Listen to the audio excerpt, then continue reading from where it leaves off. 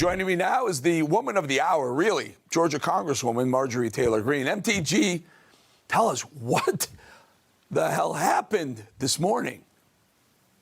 Well, we were holding our hearing to hold Hunter Biden in contempt of Congress for evading our congressional subpoena.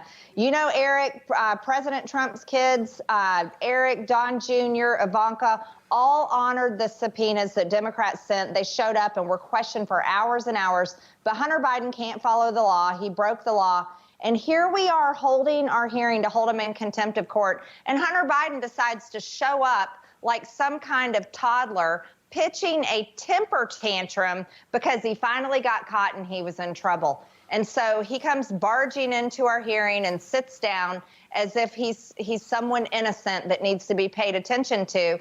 And he sat through listening to multiple members of Congress speak. But when I got recognized and it was my turn to speak and address Hunter Biden, well, he ran away like the coward that he is, and he left the hearing room and ran out and finished going through being questioned by reporters. Eric, he is terrified of me, and he's terrified of what I had to say to him. So, MTG, I think we had Comer on a couple of times, and he said Hunter clearly went over to the House, to the Senate side when he was subpoenaed, and the day he was supposed to give you guys a deposition behind closed doors, he went to the Senate side. And to a person, people have said on the committee, if he'd come to the House, we'd slap some cuffs on. We have the sergeant at arms, arrest him. Why didn't that happen today? So everyone wants to know, why was he not arrested when he presented himself? I totally understand those questions, and thank you for asking that. So how it works is, first we have to hold him in contempt of Congress, which is exactly what we did today. We finished voting. It took us all day because Democrats were pitching fits and playing shenanigans all day long. So we finally got the vote done to hold him in contempt of Congress. Now that we will go to the House floor. We will vote for that, and we have the votes to pass it. Then it gets sent to the Department of Justice. When the Department of Justice receives our criminal referral, are holding him in contempt of Congress, now it's up to the Department of Justice to prosecute him, just like they prosecuted Steve Bannon, just like they prosecuted Peter Navarro. And this is where we'll find out what kind of hypocrites we have at Joe Biden's Department of Justice, and we'll see if Merrick Garland will uphold the law when it comes to Hunter Biden.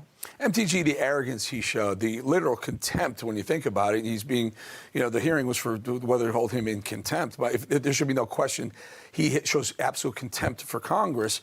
My question is, there was a Democrat congressman who, I don't know, here's my question. Do you think this was coordinated with the Democrats? I mean, there's something behind this. I don't know if it's Hunter Biden making a movie or doing something for himself.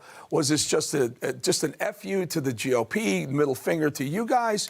Or do you think the Democrat Congress people on that committee coordinated with Hunter to have him come in knowing that that contempt of Congress vote hadn't happened yet and they couldn't slap the cuffs on him?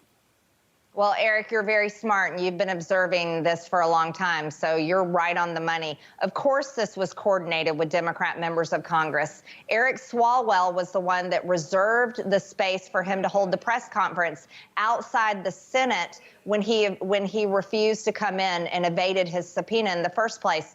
Then I'll let you know about something this morning before our hearing. Right before Hunter Biden got there, I saw Dan Goldman in the hallway. And I bet you money Dan Goldman had something to do with it, because never forget who he is. He was one of the attorneys in impeachment that worked on President Trump's impeachment the first go around. Well, now Dan Goldman is a member of Congress, and he sits on the Oversight Committee. So I have a very sneaky suspicion that he was involved in that as well. And who knows, maybe other Democrats. But listen to this, Eric. When he walked in our oversight hearing room, there was another guy with him that had a camera. And he's making a movie. And so he did all of this so that he can tell his lies and his story and his movie while he sat there with a smug look on his face next to his buddy Kevin Morris, who has also helped him in much of this corruption. Can you stop that piece of tape from hitting his movie? I saw that, and that's why I said earlier. He's up to something. Is it for his movie? It really is a slap in the face to the GOP and your committee. I hate to tell you this. I just want you. I want to get to what you're going to do next, but can you just say that was taken? Is he allowed to have that camera in there? Let me ask you that. He is allowed to have the camera in there, just like many Americans come in and sit and watch our committees. They have cameras too, so he is allowed to do it.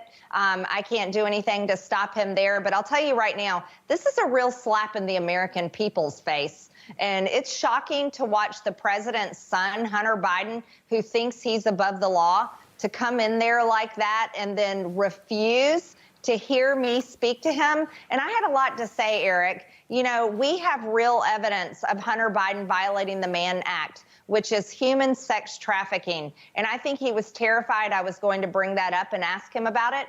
And I think he was also scared to hear me talk about what a hypocrite he and his father is. You know, Joe Biden, as president, called for Steve Bannon and Peter Navarro to be thrown in jail for evading their subpoenas when they were held in contempt of Congress. Well, now his own son does the same thing. We'll see what Joe Biden says. I don't want to cut you off, but I want to ask you to get this in before we have to let you go. So one thing I know is, you know, if you get pulled over by a cop, you don't insult the cop or you don't insult the judge. He insulted you guys. What are you going to do about it? Well, we just held him in contempt of Congress today. We have to hold a vote on the House floor, and then that has to be sent to the Department of Justice. You see, as members of Congress, we're not able to arrest people. We're legislators. But the Department of Justice, if they do their job, if they aren't a sham Department of Justice that's the political arm of Joe Biden, they will actually prosecute Hunter Biden, and that is exactly what needs to happen. All right, we're going to leave it there. MTG, I'm sure you're going to be in Hunter Biden's movie. I'm sure you are. You got your cameo, but you know, it's a credit to you that he didn't have the guts, the character to let you finish your comments. MTG, thank you for joining The Balance today. Thank you, Eric.